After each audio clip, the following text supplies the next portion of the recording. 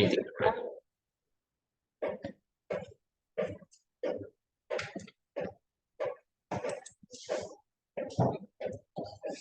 Sudah ini?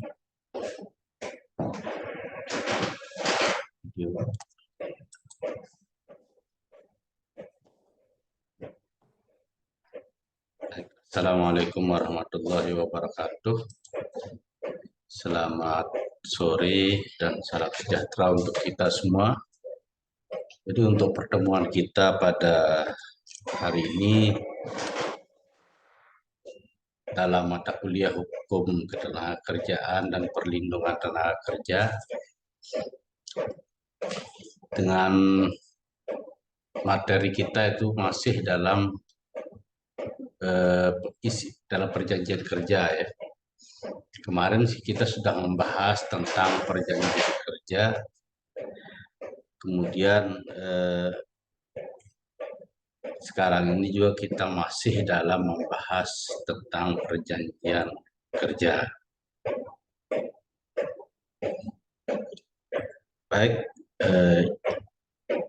untuk mata kuliah Hukum Ketenagakerjaan ini untuk saat ini kita akan membahas tentang tentang sifat ya, tentang sifat, tentang ciri-ciri sifat perjanjian kerja untuk waktu tertentu, kemudian sanksi atas pelanggaran ketentuan umum yang mengatur PKWT. Jadi dalam Undang-Undang Nomor 13 Tahun 2003 tentang Ketenagakerjaan, di dalam pasal 1 angka 14 memberikan pengertian, yakni perjanjian kerja adalah suatu perjanjian antara pekerja atau buruh dan pengusaha atau pemberi kerja yang membuat syarat-syarat kerja, hak dan kewajiban kedua belah pihak. Ini di dalam pasal 1 angka 1 angka 14 ya, Undang-Undang Nomor 13 Tahun 2003 tentang Ketenagakerjaan. Kemudian kalau kita melihat ciri-ciri perjanjian kerja itu ada 4 ya. Pertama, adanya perjanjian antara pekerja dengan pengusaha. Perjanjian itu dilakukan secara tertulis maupun tidak tertulis atau secara lisan. Kemudian yang ketiga, perjanjian dilakukan untuk waktu tertentu dan untuk waktu tidak tertentu. Kemudian yang keempat, perjanjian memuat syarat-syarat kerja serta hak dan kewajiban para pihak. Nah, ini ciri-ciri perjanjian kerja. Artinya di situ adanya perjanjian antara pekerja dengan pengusaha. Di situ perjanjian yang dibuat itu apakah dia membuat suatu perjanjian dalam bentuk perjanjian kerja waktu tertentu atau perjanjian kerja waktu tidak tertentu, atau apakah dia membuat perjanjian kerja itu dengan cara tertulis ataupun dengan cara lisan. Kemudian perjanjian kerja ini dilakukan antara pihak pekerja, artinya calon pekerja, dan pemberi kerja. Kemudian bentuk perjanjian kerja itu sebagaimana disebutkan dalam pasal 51 ayat 1 Undang-Undang Nomor 13 Tahun 2003 tentang Ketenagakerjaan, secara normatif bentuk tertulis menjamin kepastian hak dan kewajiban para pihak. Sehingga jika terjadi perselisihan akan sangat membantu proses pembuktian. Artinya di sini perjanjian tertulis itu atau secara normatif bentuk tertulis itu menjamin kepastian hak dan kewajiban para pihak. Artinya di situ dapat dijadikan sebagai suatu bukti jika jika di kemudian hari antara pekerja dengan pemberi kerja atau pengusaha yang membuat perjanjian kerja tersebut terjadi eh, permasalahan dalam hubungan industrial, terjadi permasalahan dalam hubungan kerja, maka perjanjian kerja yang dibuat secara tertulis itu bisa dijadikan sebagai bukti ya, bisa dijadikan sebagai alat bukti untuk membantu proses dalam penyelesaian permasalahan tersebut.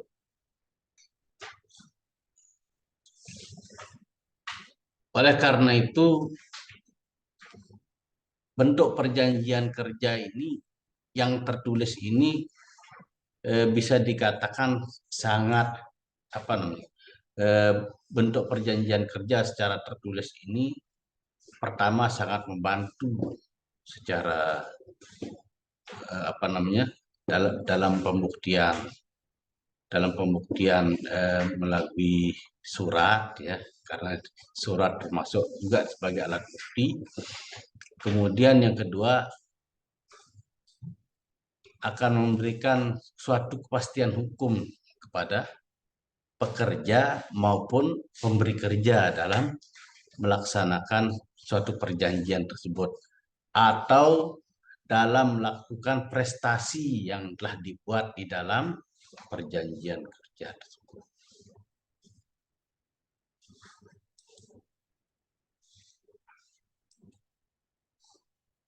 Kemudian di dalam pasal 54 Undang-Undang Nomor 13 Tahun 2003 tentang Ketenagakerjaan bahwa perjanjian kerja yang dibuat secara tertulis sekurang-kurangnya membuat keterangan. Nah, di situ perjanjian kerja yang dibuat itu paling tidak di situ ada nama alamat perusahaan dan jenis usaha. Artinya di sini nama yang pertama ini di sini memuat nama pemberi kerja atau nama pengusaha. Kemudian yang kedua, nanti setelah itu ditulis baru dia nama, jenis kelamin, umur, alamat pekerja, garing buruh. Selanjutnya disebut sebagai pihak pertama, kedua, gitu ya. Nah, ditentukan juga di sana selanjutnya disebut sebagai pihak pertama, selanjutnya disebut sebagai pihak kedua. Kemudian selanjutnya ada jabatan atau jenis pekerjaan. Jabatan atau jenis pekerjaan. Artinya di sini untuk menentukan apa yang jenis jabatan apa yang yang dilamar atau jenis pekerjaan apa yang akan dilakukan yang diberikan oleh pemberi kerja tersebut. Kemudian setelah jabatan atau jenis pekerjaan, kemudian memuat tempat pekerjaan. Tempat pekerjaan itu artinya di situ apakah berkaitan dengan alamat ya. Kemudian yang kedua, yang selanjutnya yang yaitu besarnya upah dan cara pembayarannya. Artinya di sini harus ditentukan pula upahnya ya. Upahnya di dalam perjanjian kerja itu artinya upah ini juga tidak boleh bertentangan di situ dengan undang-undang. Apakah upahnya yang akan diberikan itu dalam bentuk UMR ya, upah UMR atau upah minimum provinsi atau upah minimum kota. Nah, itu. Tapi biasanya dalam dalam apa namanya pekerja atau buruh yang bekerja pada suatu perusahaan biasanya menggunakan upah minimum regional atau UMR. Kemudian selanjutnya di dalam perjanjian kerja itu memuat syarat-syarat kerja yang memuat hak dan kewajiban pengusaha dan pekerja. Di situ syarat-syarat kerja itu artinya dibuat bertujuan untuk memberikan apa namanya syarat-syarat apakah si pekerja ini berhak dia atau tidak untuk melakukan suatu pekerjaan itu. Apakah dengan syarat-syarat kerja tersebut si pekerja memiliki hak untuk mendapatkan upah atau tidak. Dan apakah syarat-syarat kerja itu juga memberikan kewajiban kepada pengusaha dan pekerja. Kemudian selanjutnya setelah syarat-syarat kerja yang memuat hak dan kewajiban pengusaha atau pekerja ditulis, barulah di situ mulai dan jangka waktu berlakunya perjanjian kerja. Artinya di sini mulai dan jangka waktu berlakunya perjanjian kerja ini jika perjanjian kerja itu dibuat dengan dalam sifat atau bentuknya adalah PKWT, perjanjian kerja waktu tertentu, maka dia harus dibuat dalam jangka waktu tertentu dengan jangka waktu 2 tahun sejak pembuatan perjanjian kerja tersebut sampai dengan 2 tahun setelah itu. Ketika perjanjian kerja selama 2 tahun itu sudah dibuat, maka eh, untuk menyambung kembali atau melanjutkan kembali perjanjian kerja tersebut, maka harus dibuat ketentuan di situ. Harus dibuat ketentuan juga apakah nanti pekerjaan yang diberikan itu jika tidak selesai dalam jangka waktu yang telah ditentukan umpamanya 2 tahun, maka pekerjaan tersebut harus perjanjian kerja tersebut harus diperbaharui. Nah, ini dikaitannya dengan mulai jangka waktu berlaku perjanjian kerja. Kemudian selanjutnya di situ ada tempat dan tanggal perjanjian dibuat dan ditandatangani para pihak dalam perjanjian kerja. Pihak pertama di situ yang membuat perjanjian kerja itu pihak pertama itu adalah pemberi kerja dan pihak kedua itu adalah pekerja, ya. Nah, artinya di sini pihak pertama dan pihak kedua yang membuat perjanjian kerja itu harus dia membuatnya secara tertulis, karena kalau secara lisan tidak mungkin bisa ditandatangani oleh para pihak.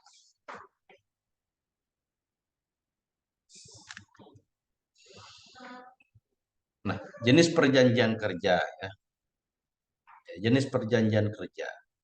Jadi berdasarkan pasal 56 Undang-Undang Nomor 13 Tahun 2003 tentang Ketenagakerjaan, terdapat 2 jenis perjanjian kerja, yaitu yang pertama perjanjian kerja waktu tertentu atau disingkat dengan PKWT dan perjanjian kerja waktu tidak tertentu.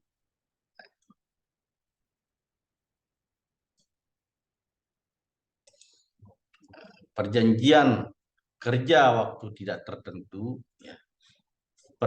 Perjanjian kerja waktu tertentu, nah, di sini disebutkan PKWT. Di dalam Undang-Undang Nomor 13 Tahun 2003 Pasal 59 Ayat 1. Kemudian Pasal 56 Ayat 2. Undang-Undang Nomor 13 Tahun 2003 tentang Ketenagakerjaan mengatur bahwa perjanjian kerja untuk waktu tertentu didasarkan atas jangka waktu atau selesainya suatu pekerjaan. Kalau di dalam artinya di sini di dalam pasal 56 itu bahwa harus disesuaikan, ya, harus disesuaikan dan mengatur perjanjian kerja didasarkan atas jangka waktu atau selesainya suatu pekerjaan tertentu.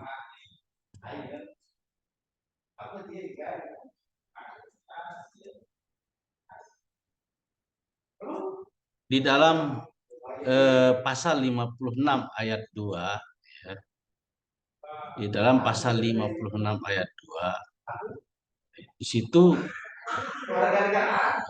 keterangan yang mengatur perjanjian kerja untuk waktu tertentu didasarkan atas jangka waktu atau selesainya suatu pekerjaan itu berkaitan dengan pekerjaan yang sekali selesai atau yang sementara sifatnya, dan pekerjaan yang diperkirakan penyelesaiannya dalam waktu yang tidak terlalu lama dan paling lama 3 tahun. Kemudian pekerjaan yang bersifat musiman. Kemudian pekerjaan yang berhubungan dengan produk baru, kegiatan baru, atau produk tambahan yang masih dalam percobaan atau penjajakan. Ini di dalam pasal 56 ayat 2, ya, sifat daripada pekerjaan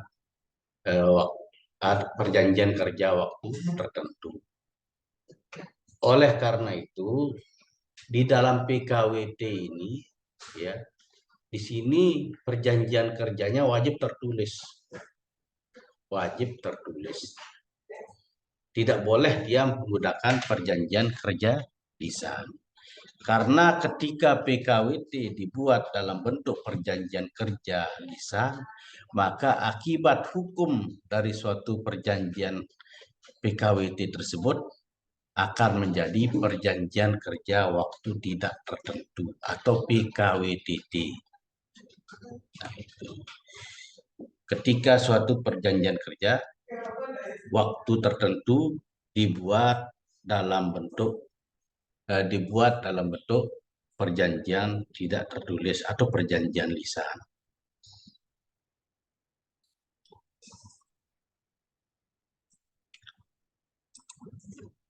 Oleh karena itu, berbeda halnya dengan perjanjian kerja waktu tertentu.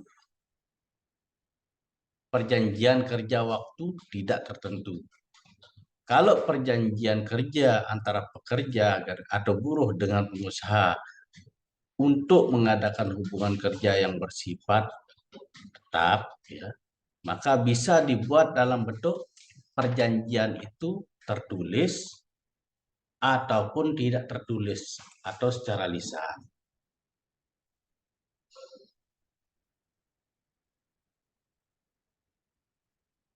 Nah, kalau PKWTT dapat mensyaratkan masa percobaan kerja. Nah, ini perbedaannya di sini ada. Kalau PKWTT atau perjanjian kerja waktu tidak tertentu dapat mensyaratkan masa percobaan kerja paling lama 3 bulan. Selama masa percobaan, pengusaha wajib membayar upah pekerja dan upah tersebut tidak boleh lebih rendah dari upah minimum yang berlaku. Kalau kita kembali lagi kepada perjanjian kerja waktu tertentu, maka tidak boleh mensyaratkan adanya percobaan kerja. Karena apa? Karena di dalam perjanjian kerja waktu tertentu akan mengambil akan karena di sana berkaitan dengan kewajiban daripada pekerja itu sendiri.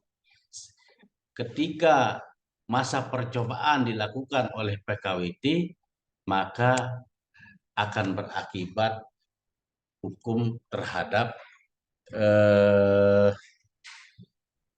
terhadap perjanjian yang dibuat. Karena perjanjian yang ada di dalam PKWT itu memberikan syarat yang tidak sama dengan perjanjian kerja waktu tidak tertentu.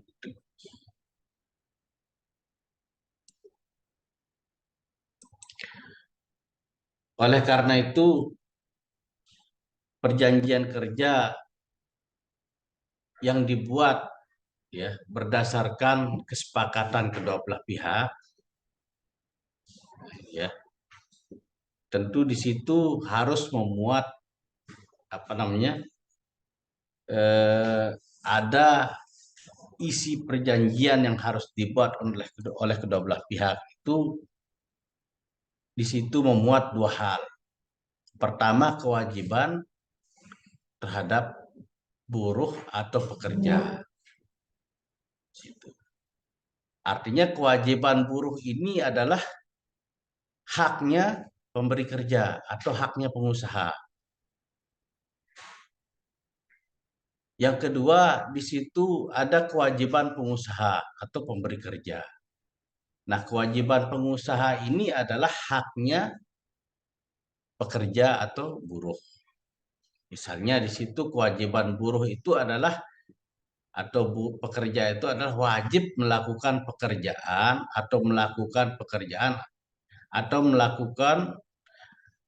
pekerjaan adalah tugas utama dari seorang pekerja yang harus dilakukan sendiri meskipun dengan izin pengusaha dapat diwakilkan. Nah, ini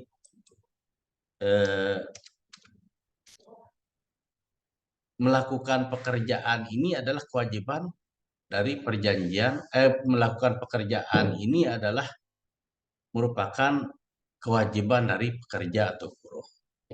Artinya hasil dari pekerjaan itu yang dilakukan oleh pekerja itu merupakan hak daripada pengusaha. Karena melakukan pekerjaan itu tentu akan memberikan hasil, dan hasil yang diberikan oleh pekerja itu merupakan hak daripada pengusaha. Apakah hasil yang diberikan itu baik atau sebagainya. Kemudian yang kedua, kewajiban pekerja itu atau buruh itu adalah wajib mentaati peraturan dan petunjuk majikan atau pengusaha dalam melakukan pekerjaan. Buruh atau pekerja wajib mentaati petunjuk yang diberikan oleh pengusaha. Aturan yang wajib ditaati oleh pekerja sebaiknya dituangkan dalam peraturan perusahaan sehingga menjadi lebih jelas ruang lingkup dari petunjuk tersebut. Artinya di situ pekerja yang melakukan pekerjaan atas dasar perjanjian kerja itu yang memuat syarat sah kerja dan peraturan kerja memberikan di situ ada hal yang harus ditaati, yaitu yang pertama perjanjian kerja yang dibuat itu seolah-olah seperti undang-undang bagi mereka yang membuatnya. Artinya pihak pekerja dan pihak pengusaha wajib mentaati perjanjian yang dibuat. Karena perjanjian yang dibuat itu sama seolah-olah seperti undang-undang. Kemudian kewajiban pekerja yang dituangkan di dalam perjanjian kerja itu yaitu pekerja wajib mentaati aturan yang dibuat oleh perusahaan. Karena perusahaan memiliki peraturan sebagaimana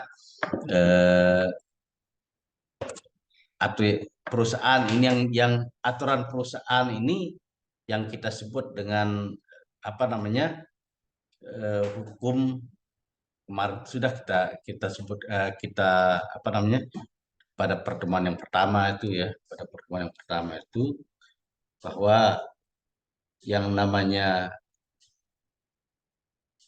hukum, ada hukum apa namanya heterogen ya, ada kita sebut kemarin itu ada istilahnya hukum otonom ya, dan ada juga hukum heteronom. Nah, aturan perusahaan perjanjian kerja ini masuk dia ke dalam hukum otonom yang dibuat oleh para pihak. Kemudian yang ketiga, di dalam isi perjanjian kerja itu bahwa kewajiban membayar ganti rugi dan denda. Nah, ini jika pekerja atau buruh melakukan perbuatan yang merugikan perusahaan, baik karena kesengajaan atau kelalaian, ya, maka sesuatu dengan prinsip hukum pekerja wajib membayar ganti rugi dan denda. Nah, di sini sudah di sini harus dituangkan di dalam perjanjian kerja itu, karena eh, apa namanya pekerja yang bekerja pada umumnya terkadang melakukan suatu kesalahan diakibatkan karena kelalaian. Ya, eh, misalnya di situ kaitannya dengan membayar ganti rugi itu misalnya hilangnya suatu apa namanya barang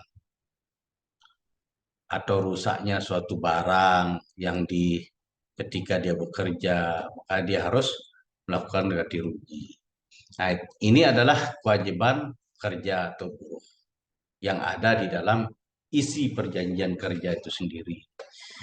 Kemudian selanjutnya dituangkan juga di dalam isi perjanjian kerja itu adalah kewajiban pengusaha.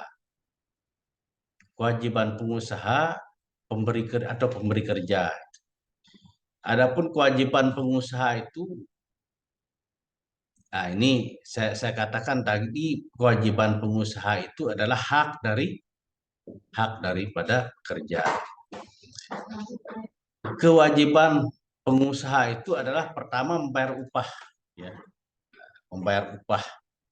Hak pengusaha itu menerima upah. Hak pekerja itu adalah menerima upah, ya, dan dituangkan di dalam isi perjanjian kerja. Dalam hubungan kerja, kewajiban utama pengusaha adalah membayar upah kepada pekerjanya secara tepat waktu.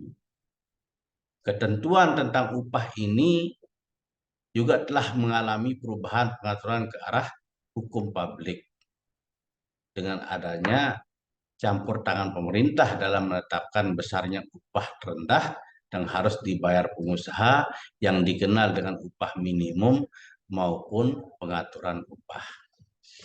Artinya di situ bisa saja kadang-kadang terjadi suatu perubahan dalam dalam upah minimum ya misalnya. Tetapi perjanjian kerja yang dibuat itu harus menyesuaikan dengan upah minimum yang jika suatu waktu akan terjadi perubahan. Harus disesuaikan dengan misalnya dibuatkan di dalam perjanjian itu bahwa misalnya pekerja wajib menerima upah sesuai dengan upah minimum dengan ketentuan yang telah ditentukan oleh undang-undang. Artinya di situ ketika terjadi perubahan undang-undang atau aturan mengenai tentang upah minimum, maka pekerja itu akan tetap menerima sesuai dengan perubahan minimum tersebut.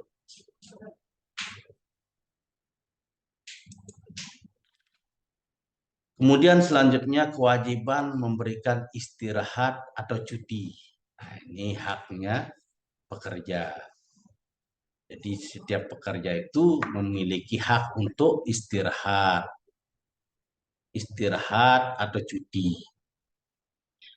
Pihak majikan atau pengusaha atau pemberi kerja diwajibkan untuk memberikan istirahat tahunan kepada pekerja secara teratur.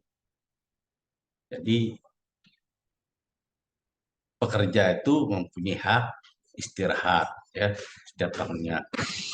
Cuti tahunan lamanya 12 hari kerja. Selain itu, pekerja juga berhak atas cuti panjang selama 2 bulan.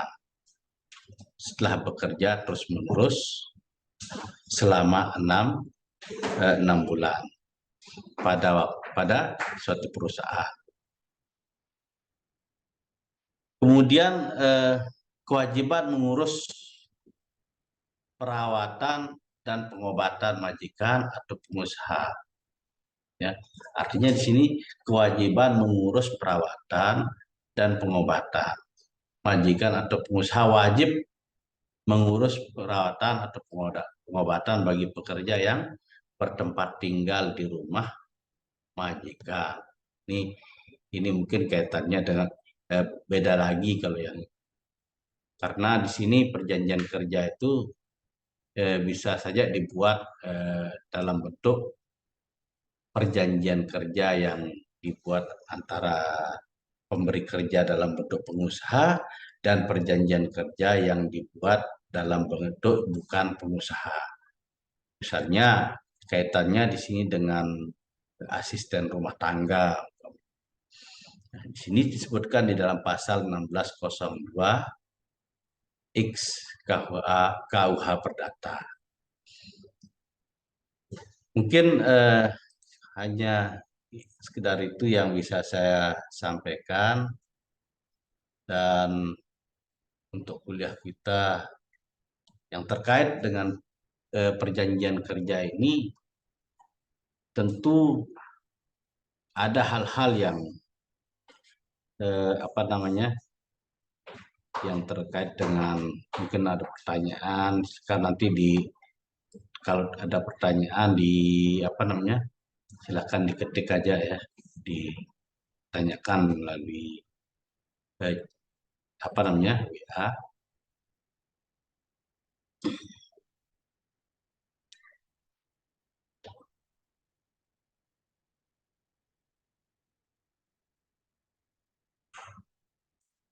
Kalau kalau kita berbicara tentang sanksi, ya sanksi. Di sini kan ada uang kompensasi, ya. Misalnya ada PKWT itu, dalam jangka waktu tertentu, PKWT itu bisa PKWT itu akan mengalami yang namanya pemberhentian kerja. Nah, jadi PKWT itu juga mendapatkan namanya uang kompensasi. Jadi sanksi bagi perusahaan yang tidak membayar uang kompensasi itu kompensasi PKWT itu adalah sanksi berupa teguran tertulis, kemudian pembatasan kegiatan usaha, ya. Hal ini diwujudkan dengan adanya pembatasan kapasitas produksi barang atau penundaan pemberian izin usaha satu atau banyak lokasi. Kalau terjadi umpamanya dalam perjanjian kerja itu misalnya melanggar perjanjian kerja, melanggar perjanjian kerja atau melanggar kontrak kerja karena misalnya sanksi pidana dapat dikenakan pada perusahaan yang diduga melanggar beberapa ketentuan Undang-Undang Prakerjaan yang diatur dalam pasal 184 sampai pasal 188 Undang-Undang Tenaga Kerjaan junto Undang-Undang Cipta Kerja. Nah, kalau kaitannya dengan perjanjian kerja, umpamanya pekerja itu dipecat, apakah dapat pesangon misalnya. Jadi hak para karyawan yang kontraknya tidak diperpanjang dapat dikatakan sebagai pekerja yang menyelesaikan masa kerjanya, ya, karena bukan PHK, ya, karena bukan PHK. Karyawan yang karyawan juga tidak diberikan uang pesangon oleh pihak perusahaan. Karena apa? Karena eh, bisa dikatakan bahwa perjanjian kerja yang dilakukan itu berakhir karena berakhirnya PHK demi hukum termasuk. Mungkin itu yang bisa saya sampaikan. Lebih kurangnya mohon maaf. Wassalamualaikum warahmatullahi wabarakatuh.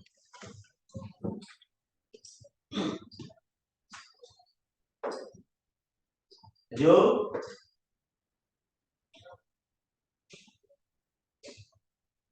Yuk.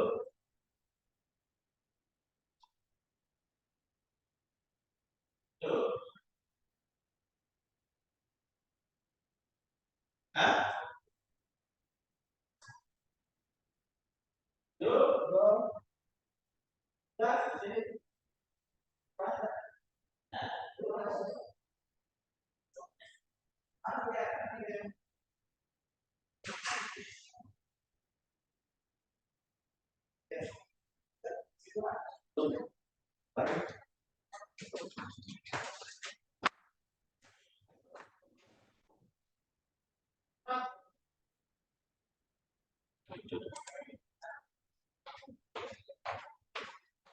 Sudah, ya, langsung.